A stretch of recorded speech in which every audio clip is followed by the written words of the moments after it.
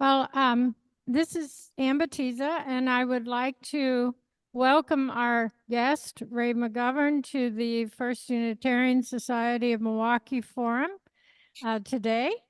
And Ray led the CIA's Soviet Foreign Policy Branch in the 70s and 80s. He prepared and briefed the president's daily brief. When he was awarded the Intelligence Commendation Medallion at retirement, he returned it in 2006, explaining, "I do not want to be associated with an agency engaged in torture." In January of 2003, he co-founded Veteran Intelligence Professionals for Sanity to warn George W. Bush that intelligence on Iraq was fraudulent, and he has a history of confronting injustice. For those who are here physically in the audience at First Unitarian Society, in your seat, there is a card that says H House Resolution 934. You'll notice that that is a postcard. It's stamped. It's addressed, in this case, to our representative, Gwen Moore. If you need blank cards or cards for other representatives in Wisconsin, I have those available. If you will, at the end of this, you feel moved, please sign that card, put your address on it, and you can write a little note if you like. On the back, there's a summary of the resolution, which is to drop all charges and against and attempts to extradite Julian Assange. So I'll turn it over to Ray now. Thank you so much, Ray, for being with us. Thank you, Ann. And as you know, this is not the first time I've had the privilege of addressing your group, that is the Unitarian Church there. And thanks for coming out in the snow for those of you who dared to do that. We're facing a very serious situation now where a publisher is being prosecuted for publishing about crimes that the United States Army and others have committed. So we're going to go through a couple of slides here.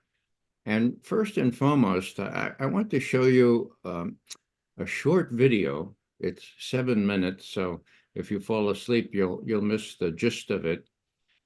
It comes from a German documentary on a major German channel. The story is that I was interviewed for this documentary. I saw it when it came out. It was terrific. And I pleaded with them, please, please, please, give us an English version. And so the very talented documentary maker was given the charge to translate some of it into English. And that's where we're going to start out. It has to do with an attack in Baghdad during the so-called surge, the completely unnecessary surge launched in 2007, and which killed lots of people, including almost 1,000 U.S. servicemen and women. What I'm concerned about here is the blatant violation of all rules of war. And you'll see what I mean as soon as I show this.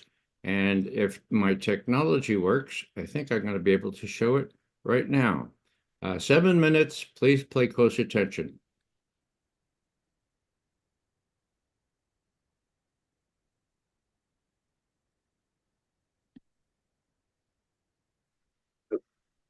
A neighborhood in Baghdad, July 2007. Shots are fired from the air, fired from an American Apache helicopter. Minutes later, U.S. infantry soldier Ethan McCord arrives at the scene.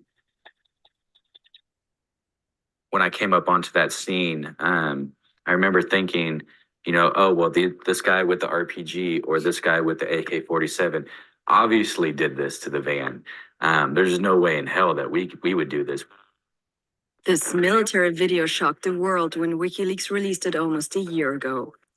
And this man is being blamed for illegally downloading it from a secured army network. 23-year-old Bradley Manning was held in solitary confinement for 7 months. A small group of supporters is demanding his release. but their voices are drowned out by media that has largely presumed his guilt. I'm sorry, that's treason. There's no gray area about it. And So that you is a would- capital offense. You Capital can't have. offense, so you're saying execution. You're saying execution. If he is convicted of treason, I absolutely would support a capital punishment. Oh, shut down WikiLeaks. Got a presidential order to shut that down. This guy should be tried. Manning should be tried for treason. Execute him if he's found guilty. Whoever in our government leaked that information is guilty of treason. And I think anything less than execution is too kind a penalty. The onboard camera of this attack helicopter is targeting a group of people in a neighborhood in Baghdad. Among them are two journalists from the news agency Reuters, the photographer Naminu Eldon and his assistant Said Hamiga. The men can neither see nor hear the helicopter that is stalking them. It is too far away. The pilots mistake Noor Eldon's camera for a weapon.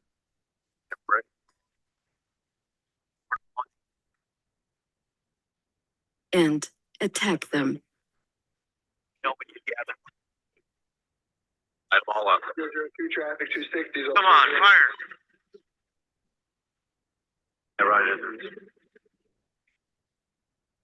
Scenes that resemble a video game, but what you see here is real people.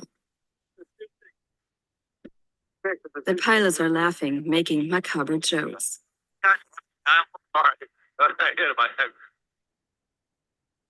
The Apache gunner is still targeting the heavily wounded Reuters employee Saad Hamiga.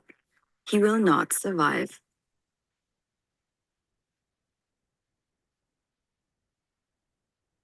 Later, the Pentagon investigates the incident and concludes that chopper pilots had done nothing wrong. The attack was part of a combat operation. It was justified because earlier American soldiers had come under fire by insurgents. The Pentagon has denied our request for an interview. However, one individual has been punished, Bradley Manning, in jail accused of leaking the video. The charges: downloading and disseminating classified information. His roots lie in Europe. As a teenager, he moved to Great Britain, to the small town Haverford West. His mother is British, his father American. Here, he attended school for 4 years and graduated with Tom Dyer. He was one of Manning's closest friends. To Dyer, it is no surprise that Manning might have released the video. He remembers his friend as a great idealist, even when he was still a teenager. He had a great moral compass. He knew in himself what was wrong and what was right. And he didn't like the thought of people abusing their status and making other people feel small and doing things that were wrong. It was precisely for this reason that Manning joined the army. He said he wanted to fight for the good, but during the Iraq War, he apparently started to have doubts. As an intelligence analyst, he had access to secret military files, including the video with the disturbing scenes. The video shows how Reuters employee Saad Hamiga is struggling for his life. He survived the first shots fired from the attack helicopter. The pilots are still keeping track of him. Meanwhile, Saleh Matasha Tumal and his 2 small children, Sayad and Duaha, are on their way to school. From his van, he sees the wounded Reuters employee lying on the curb. Tumal stops the car, gets out to help him. His 2 little children remain in the front of the van. The pilots request permission to shoot, again and again.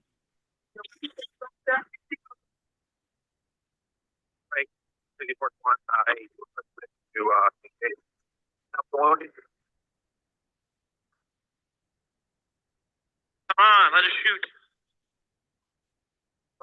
The father is unaware of all of this. He does not even notice the helicopter above him.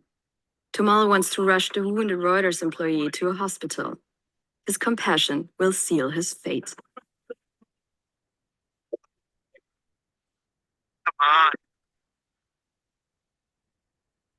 Blair.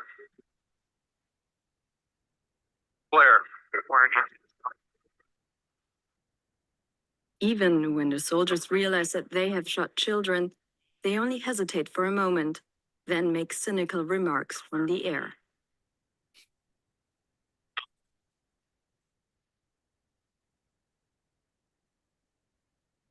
Since that day, U.S. Army soldier Ethan McCord has been heavily traumatized. He still cannot get the images out of his head. As an Army infantryman, he was one of the first soldiers on the scene. When he arrives at the van, he hears the 5-year-old girl scream. So I grabbed the girl and I took her into the house behind the van with a medic, and we were cleaning her up. And what I did is I took my gloves off and was pulling glass out of her eyes so that she can blink without cutting her eyes. Then McCord runs back to the van to check on the boy. The child is still alive but badly injured. He carries the boy back to the medics as well. As his superiors observe this, they vehemently order him to stop saving the children. Instead, he should do his job and secure the area they command. Another thing that bothered me was the fact that I was the only one to care enough, it seemed, for the children to try to ensure that they get medical attention.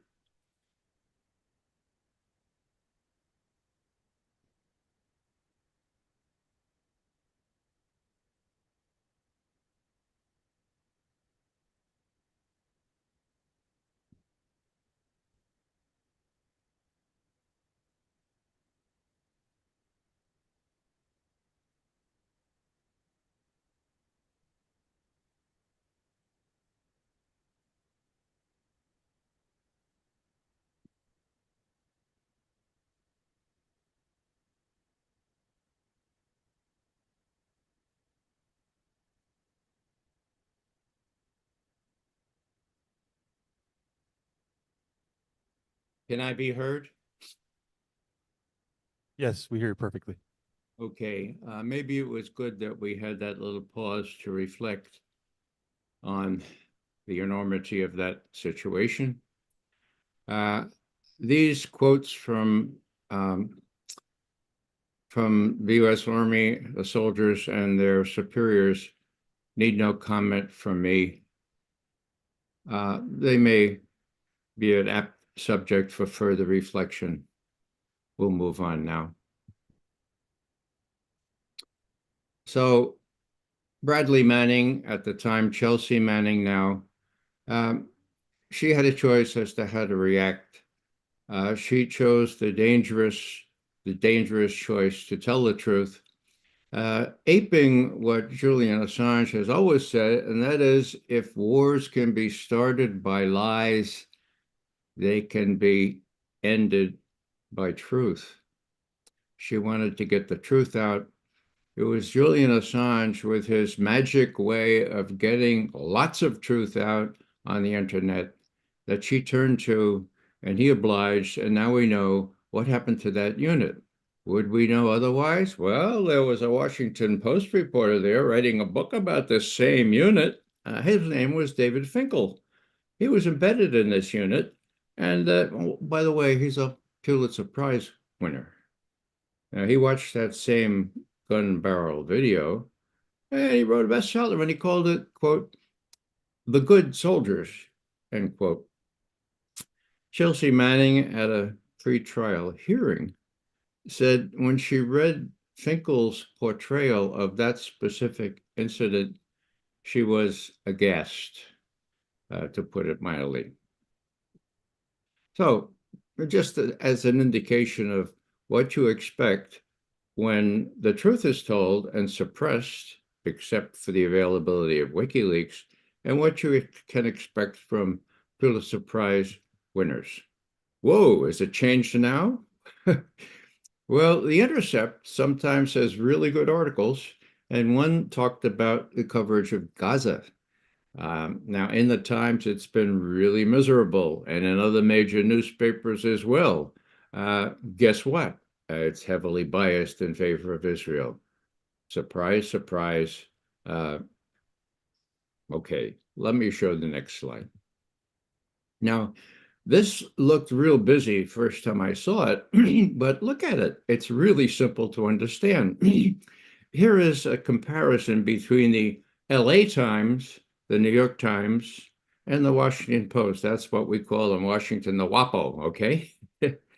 Okay, so we're talking about terms. Here's the term slaughter. Whoa, Now, how many times was that used to describe what the Israelis suffered? Okay, whoa, 60 times. This covers a period up to about 2 weeks ago, folks. Okay, how many times was that used to describe what's happening to the Palestinians? Well, you could see the number there, 1.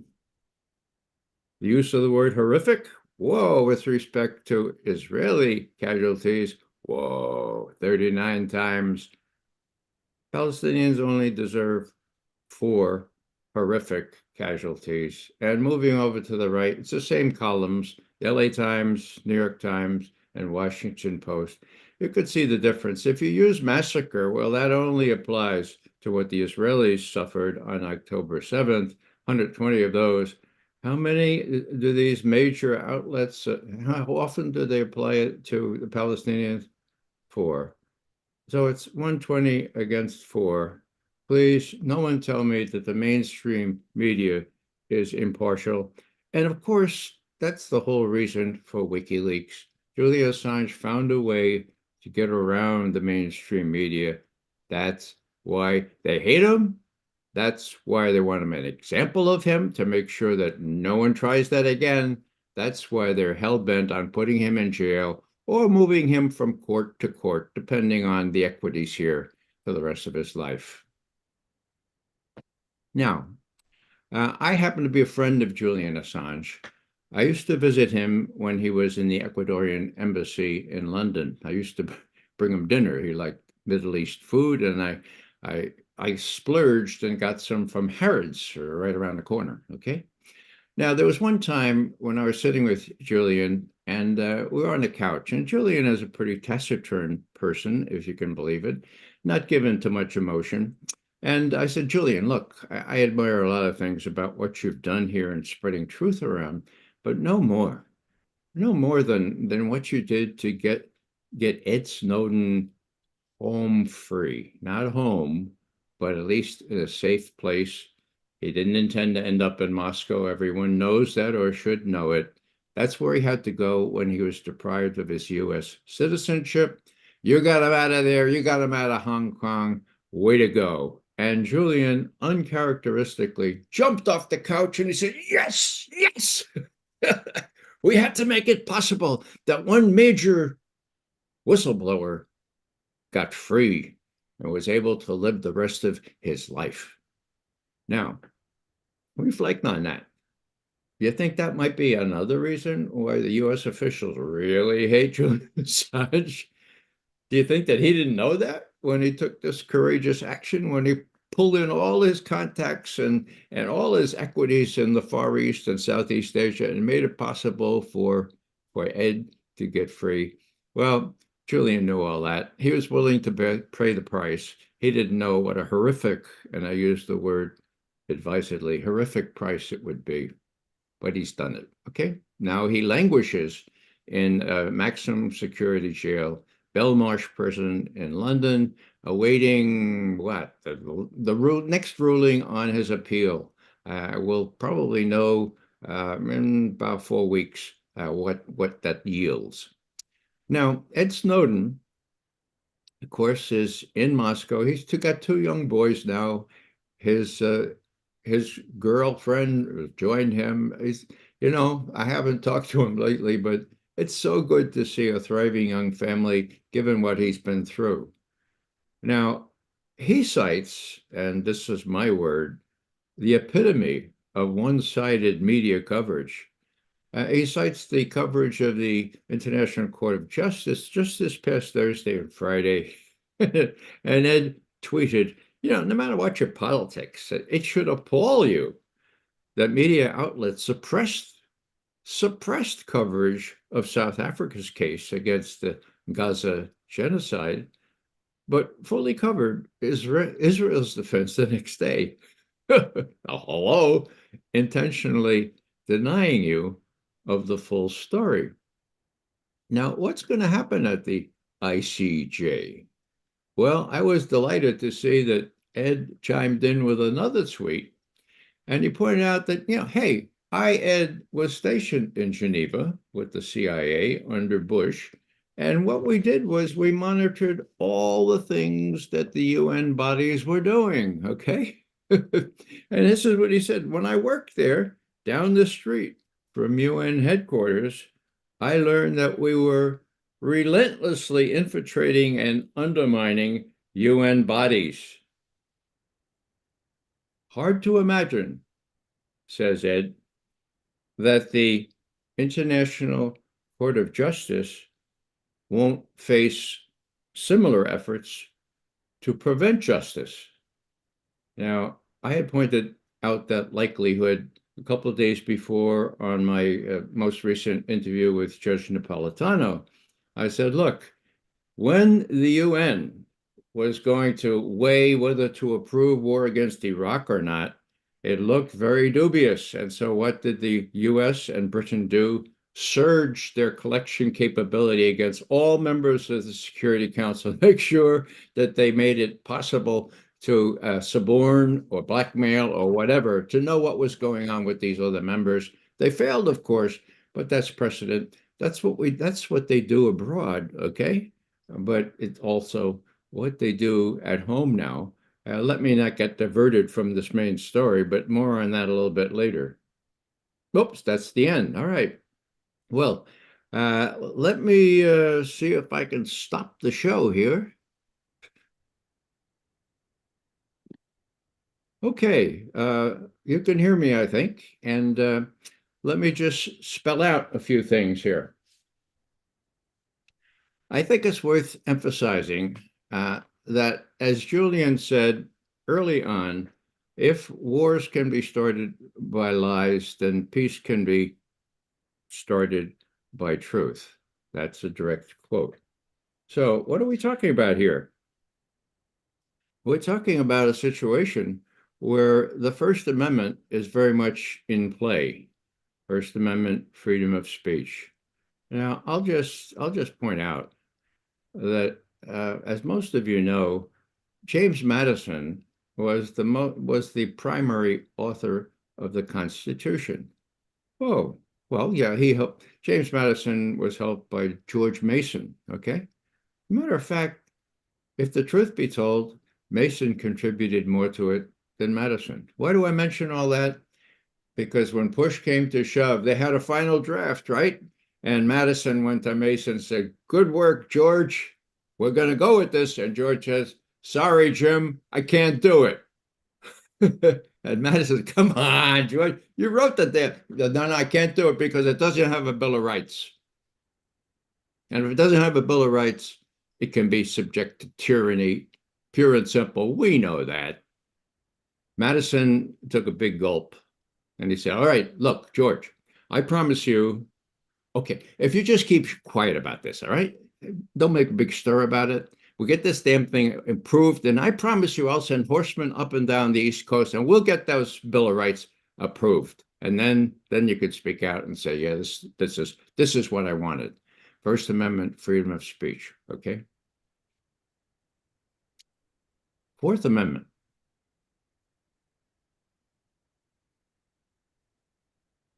The right of the people to be secure in their persons, houses, papers, and effects from unreasonable search and seizure shall not be violated, and no warrant shall issue except upon probable cause supported by oath or affirmation, and particularly describing the houses to be searched and the people or things to be seized, period, end quote. The Fourth Amendment. So now we have the First Amendment, we have the Fourth Amendment. Why do I mention the Fourth Amendment? Because the rights of Julian's lawyers, when they visited him in the Ecuadorian embassy, the right of all his counselors were violated, and these people are American citizens, okay? So there is a course now, there is a court case now, which shows some promise, because the judges said, okay, you mean they took your cell phones, you American citizens in the Ecuadorian embassy, and they didn't have a warrant? Whoa! So that court case is going forward. Now, I hate to raise a lot of optimism on this because usually the government prevails by citing national security, national security, national security. But on this one, at least, this judge was honest enough to say, look, there is this Fourth Amendment. I'm not going to recite it for you again, but there it is. So what I'm saying here is that the time has come for us American citizens to speak out, in favor of what George Mason and what James Madison and Washington was in on this, Jefferson as well, what the founders wanted.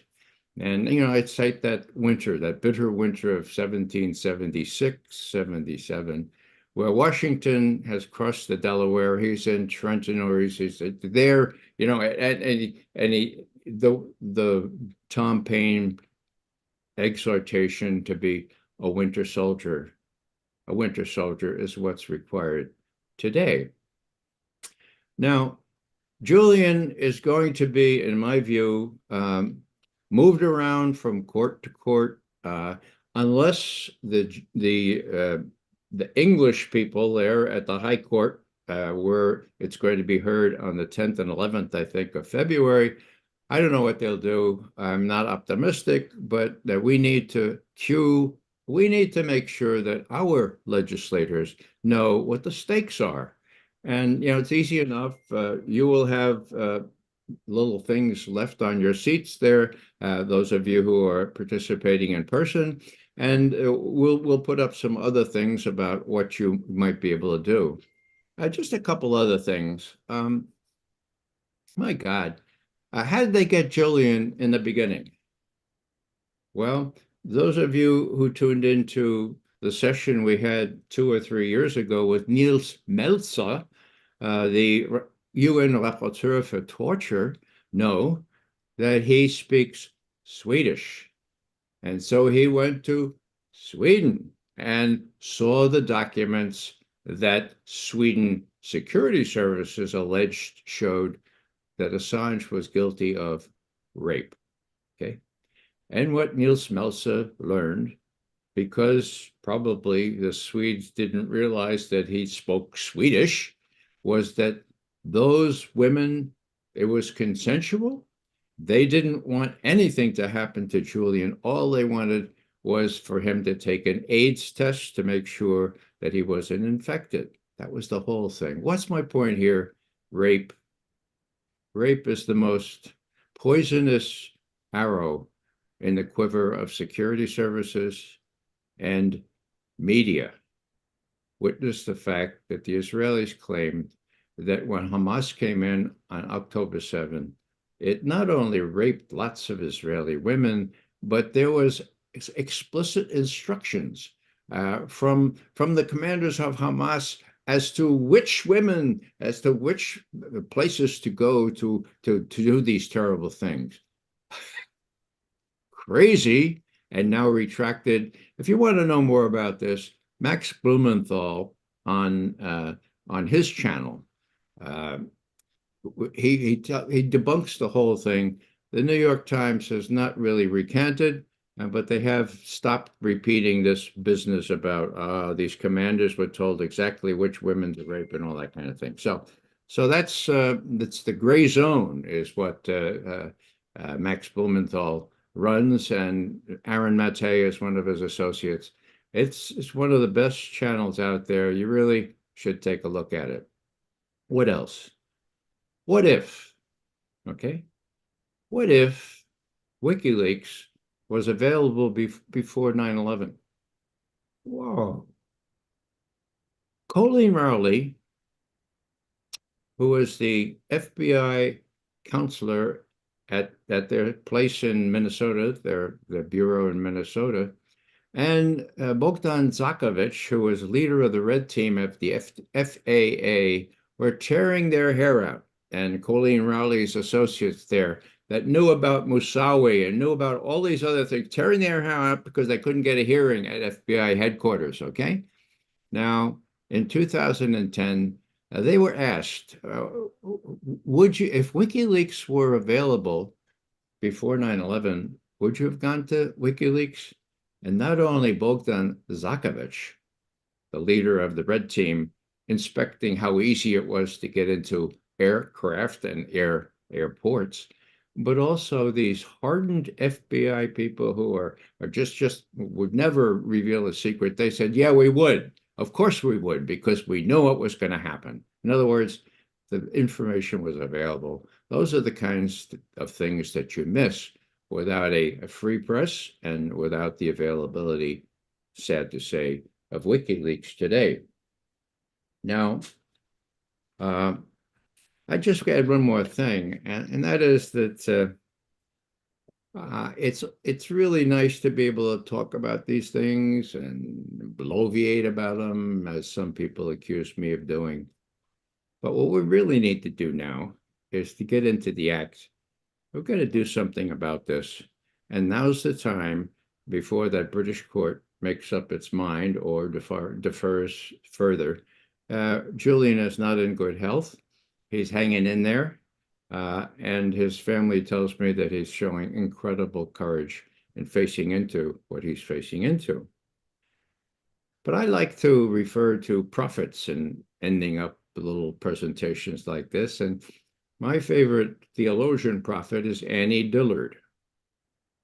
I like to quote her here. She insists that these kinds of situations show that it's really up to us. Got that, folks? Up to us, okay? Quote, there is only us. There never has been any other. We should amass half-dressed in long lines like tribesmen and shake gourds at each other to wake up. Instead, we watch television and we miss the show. I don't think this time we can miss the show. Think about the efforts of George Mason, James Madison, Washington, Jefferson, and the rest of them.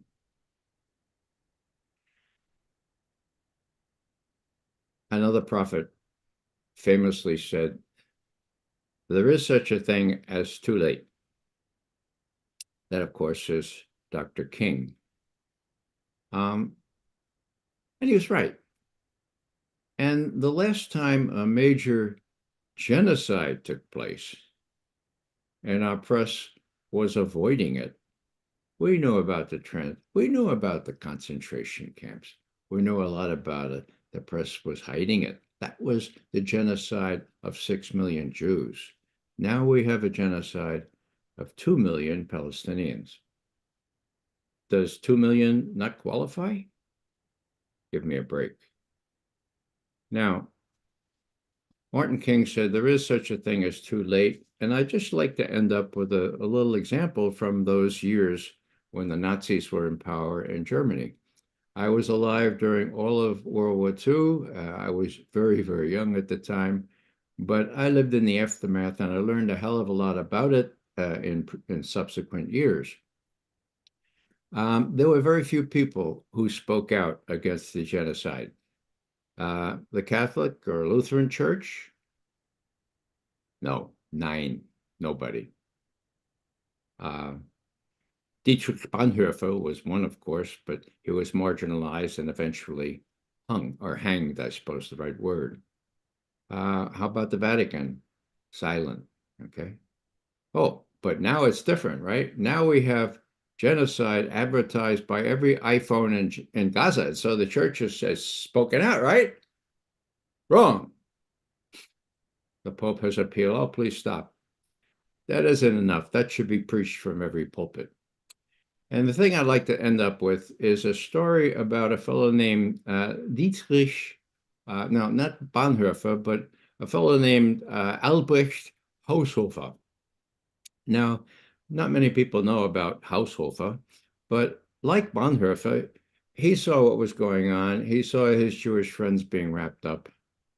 And he decided, oh, I guess I better speak out. He was a geolog, okay, a geologist, a very famous geolog in the University at Berlin, okay? So, you know the pains you have to be to keep your nose clean when you want to be a tenured geolog or a professor. He had done that, okay? And then his conscience got to him, okay? And then he thought, whoa, maybe I ought to speak out. It was rather late, but he did speak out. He amassed quite a following behind him, and then they wrapped him up and put him in a different prison from the one that Bonhoeffer was in. In this prison, they shot you, and Bonhoeffer's, they hanged you, okay? So what's the big deal here? Well, the Germans are very meticulous, and especially the Nazis, and they say, okay, now you have to sign this this confession before we'll shoot you. And he says, why? He said, you're crazy. I'm not going to sign any confession. And so they shot him anyway as the Allies approached, okay? And as they picked Haushofer's body up off the ground, out fell a little settle, okay, a little piece of paper. It was his confession. It was written in the form of a sonnet. It's very brief. I want to recite it to you and then translate it for those who don't know German. Schuld, word for guilt. Doch bin ich schuldig, aber anders als ihr denkt. Yeah, I'm guilty, but it's not what you're thinking.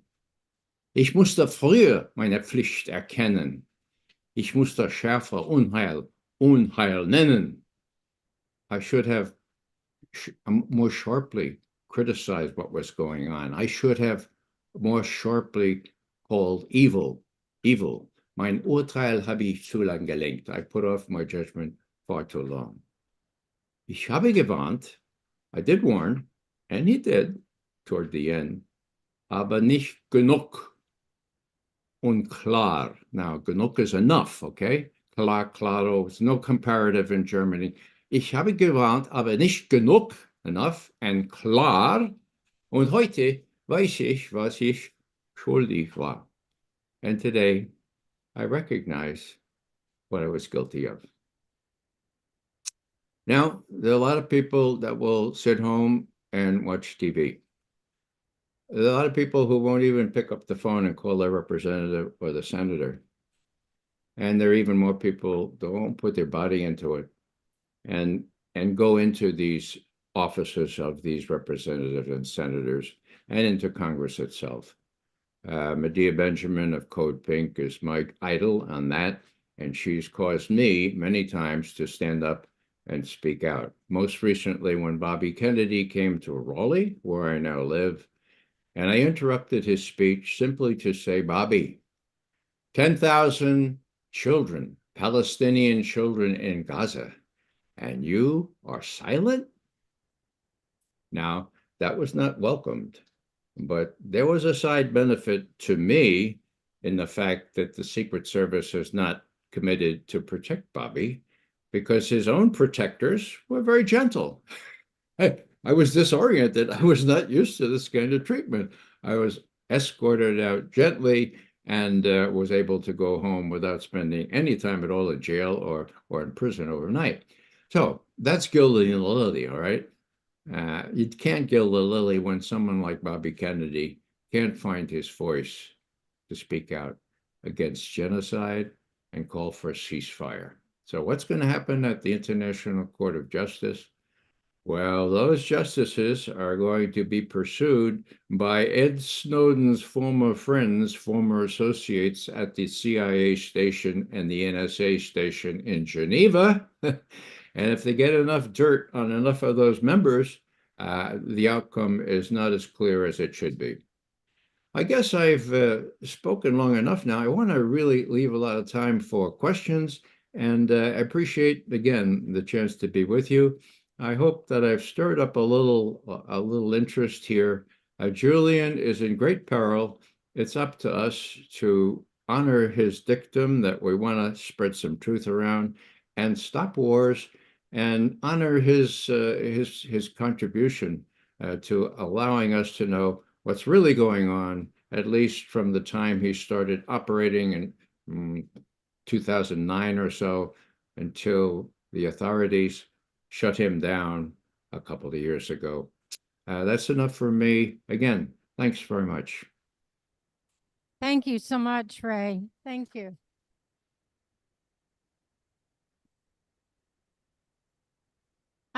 So at this time, if you have a question for Ray, just come up and you will have to talk into this microphone. So let me, just a sec. Does anyone have a question here that they would like to ask? Jim? Okay. Jim Carpenter is coming up. I want to add one thing before Jim speaks. You talked about the lawsuit against the CIA brought by Julian's lawyers and some journalists.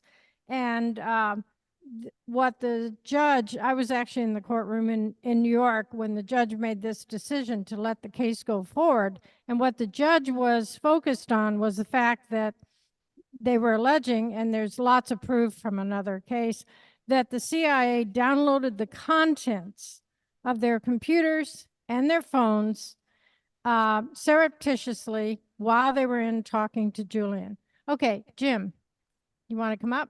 Without a warrant. Hi, Ray. Good to see you again. You're really incredibly brilliant and good, fun to listen to, by the way. So here's my question. Activists are facing this horrible dilemma. The Democratic Party is telling them, you got to vote for Biden because if we get Trump, he's a fascist. If you think you don't have free speech now, just wait till he gets elected. On the other hand, supporting Biden is supporting somebody who's supporting genocide. So I don't know what to do. It seems like we got two criminals to vote for. Some people are saying Joe should step aside and let somebody else run. Can you give us some insight into where our moral compass should be on this? Well, Jim, I wish I could. It's a dilemma that we've faced before. One syndrome is Trump derangement syndrome, okay? And that means, of course, that it would be anybody would be better than Donald Trump. Now, I don't know how true that is anymore. Did I ever think that I would be asking myself, could Trump be any worse on genocide? So it's a moral dilemma. That's why we have to get out and make our voices heard, okay? What we decide to do is a personal choice, but we can't fall into this trap of, in my view, the lesser evil, okay? When evil is about, we have to find ways to confront it, not just to expose it. And I don't give domestic political advice, thank goodness. I don't know what I'm going to do, but I know I have to speak out because both the likely candidates, well, I have to speak out against them because both of them are a disaster in my view, and you can quote me on that. Thank you very much. Appreciate it.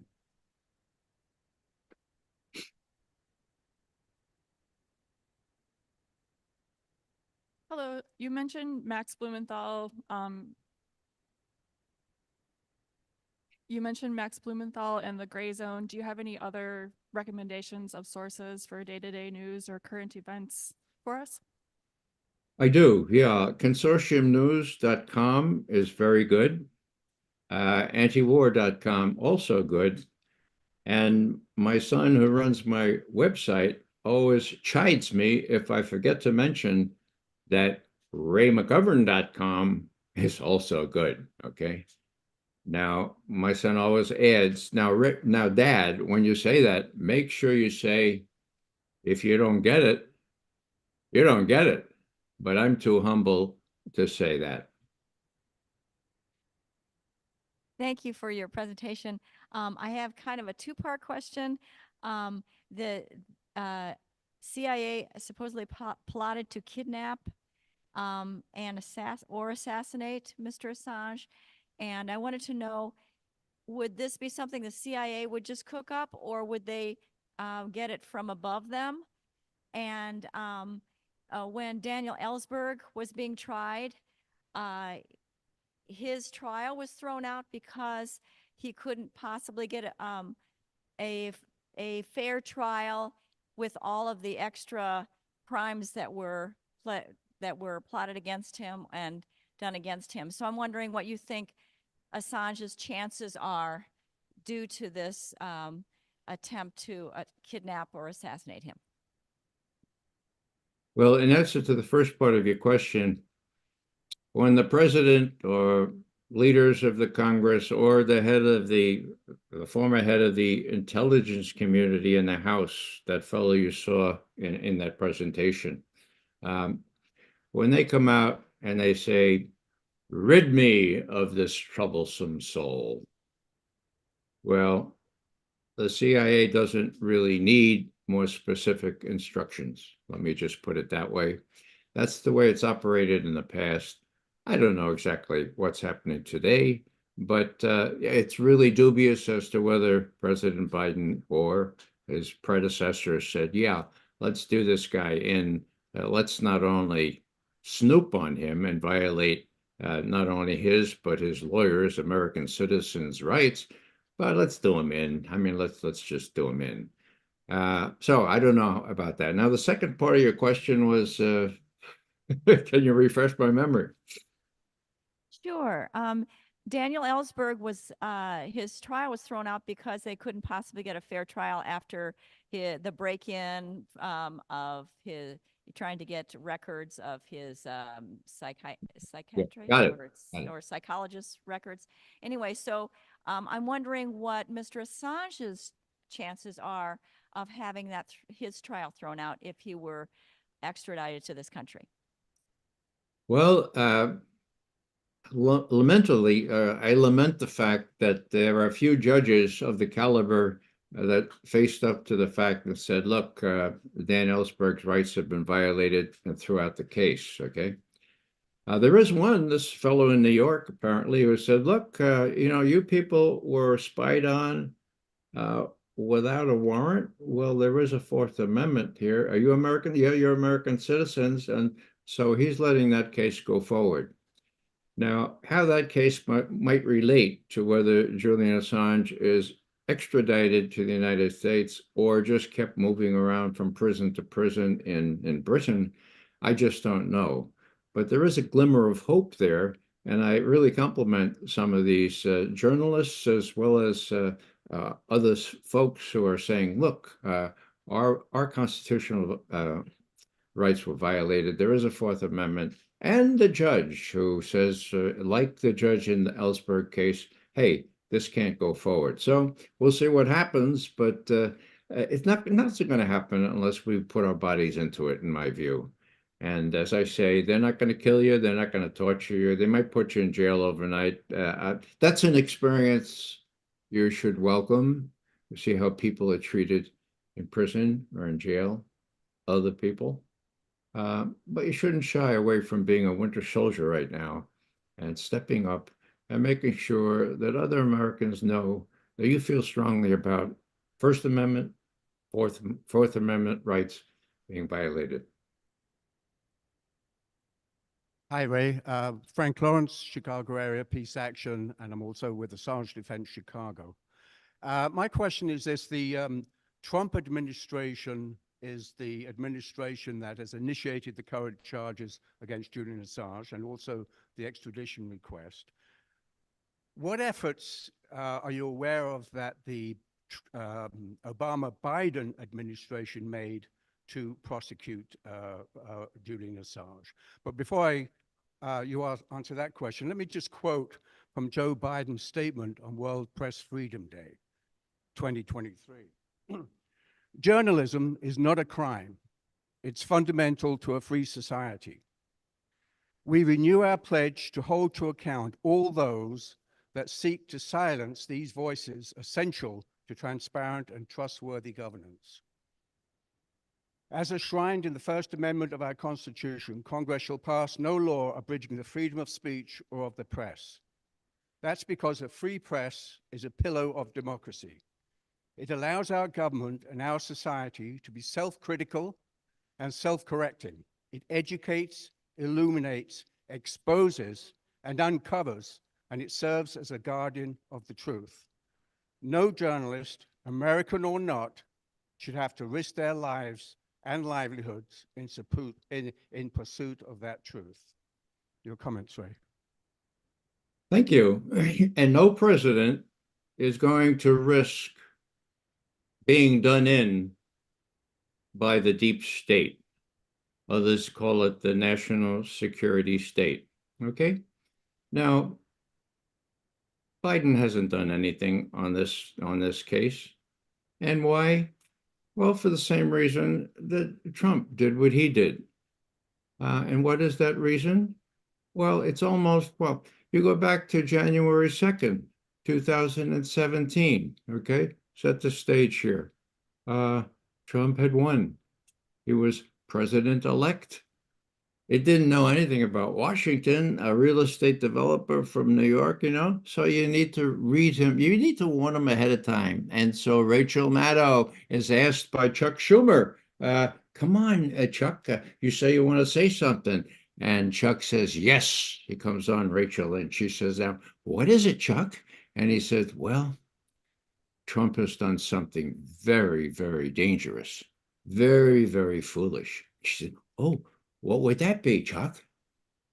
He's crossed the intelligence community, and they are very, very angry at him. You know, the intelligence community has 6 ways to Sunday to get back at you. And so I thought, you know, Trump is a pretty sensible guy, but he's done something very, very foolish. As a matter of fact, without the intelligence community, we wouldn't know about the Russian hacking. Quote. End quote. Okay, well, let's dissect that. That's the situation, folks. Every president knows that there are limits within which he needs to operate. And Julian Assange has done so much difficulty for the United States government, exposing war crimes in Iraq and Afghanistan, letting Ed Snowden get out of Hong Kong and embarrass the whole dragnet that was trying to get him, get on a plane and find safe harbor in Moscow. Oh, a whole train of indignities in their view that Julian Assange has done. Let's kidnap him. Let's put an end to him, or let's listen to what his lawyers or what the journalists are saying to him. So, what I'm saying here is that that's the situation, folks. That's the situation with respect to any president, Obama, Biden also. And then this last thing about without the intelligence community, we wouldn't have found out about the Russian hacking. Now, I pray and I hope that this audience knows that the Russian hacking was invented by the CIA and the deep state. And if you don't know, you should, that on December 5th, 2017, the head of CrowdStrike, the cyber firm that the FBI deferred to do the forensics on the DNC emails so damaging to Hillary, they concluded that there was no technical evidence that the Russians hacked into the DNC computers to get those emails. No evidence that the Russians hacked, no evidence that anyone hacked. Again, December 5th, 2017. What happened? Adam Schiff suppressed that in his deepest safe for 2.5 years. What happened? Somebody told Trump, Mr. Trump, you're the president. You could get that testimony released. The fellow's name was Sean Henry. You know, it was testimony 2.5 years ago, but you could get it released. And so Trump had one of his people say, look, Mr. Schiff, we're going to release that testimony tomorrow unless you do. Schiff released it. When was that? May 9th, 2020. I've been counting the months, folks. It's been 45 months plus since that testimony was made available to the New York Times, Washington Post, LA Times. You saw those cast to carry it. And guess what? They haven't mentioned it. So most people think, oh, the Russians hacked into the DNC. Oh, they gave us Trump and they prevented Hillary from winning. Oh, the Russians are evil, evil, evil. Why is that consequential? Because some people want a war with Russia. That's why. And you have to blacken Putin. You have to blacken all the Russians for whatever you can charge them with. So that's where it's consequential. Because if you ask your friends, your neighbors about Russian hacking, for example, I would gather that 8 out of 10 say, "Oh, yeah, that was really terrible. That Putin, and by the way, he's going to take over the rest of Europe if we let him." All this stuff. It's all crazy, and so that's where we have to do the job of the New York Times and the Washington Post and the LA Times and reveal this kind of stuff. Now, 45 months is a lot of time since it was made public to the viewership. Tack on 2.5 years during which Schiff suppressed that, and you see where we are.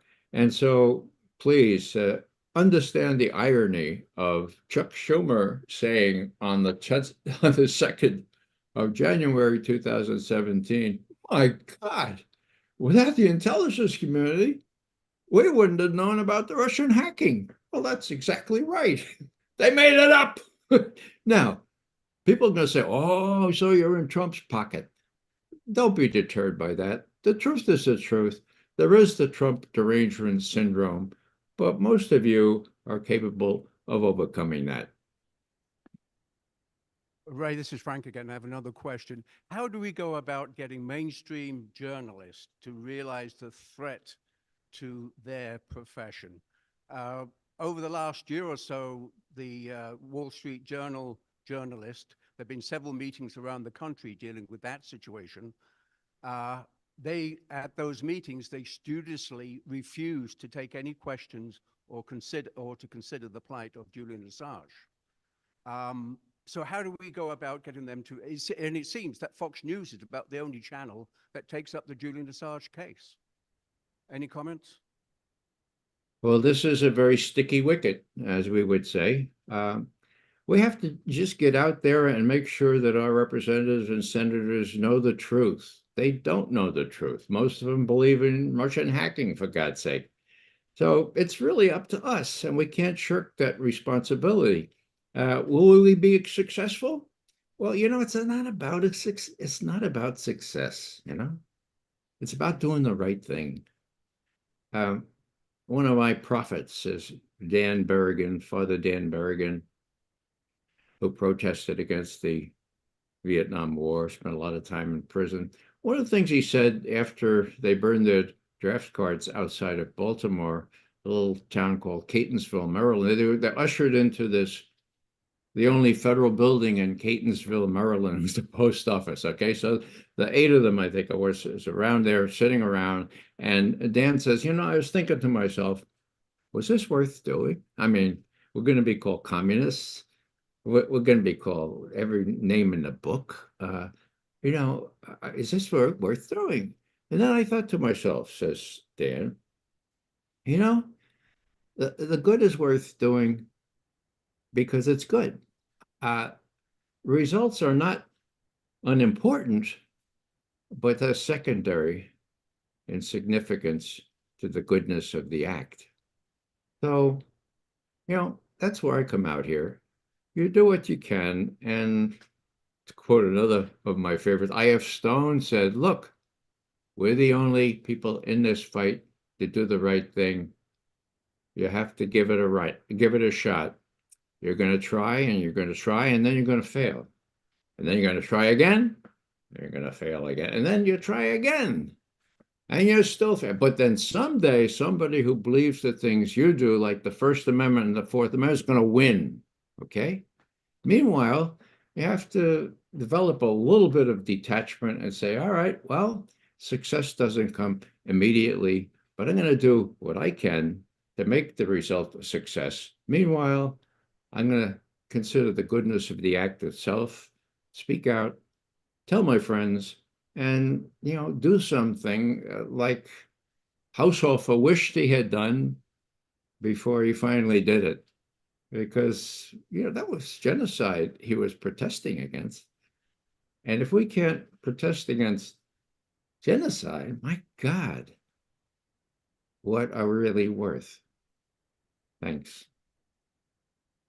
Thank you. Thank you so much, Ray. We really, really appreciate You're most welcome. And thanks for Really the, appreciate your being here with us today. Before people leave, I want them to realize there is a sign-up sheet over on the table. There is a poster about Niels Meltzer's book, and Niels's book, along with Kevin Gostola's book and Stefania Marizzi's book, are on the table here. And in the seats are postcards, again, that if you will sign it and put your address on it, and maybe even make a little comment to ask Representative Gwen Moore to support Resolution 934. I do have blank cards for those people who are here from Chicago. So you can send this to your representatives. And for those who want to find out what is going to be happening here in the States for February 20th and 21st, which is the date that the High Court in the UK will take up the decision whether or not to hear the final appeal of Julian's lawyers, please go to the Peace Action of Wisconsin website. We will have information about activities here in Milwaukee approaching that date, and or call Peace Action. And thank you very much again, Ray. Really appreciate your being here today and talking about this. happy to be with you. Yeah, you too. Take care.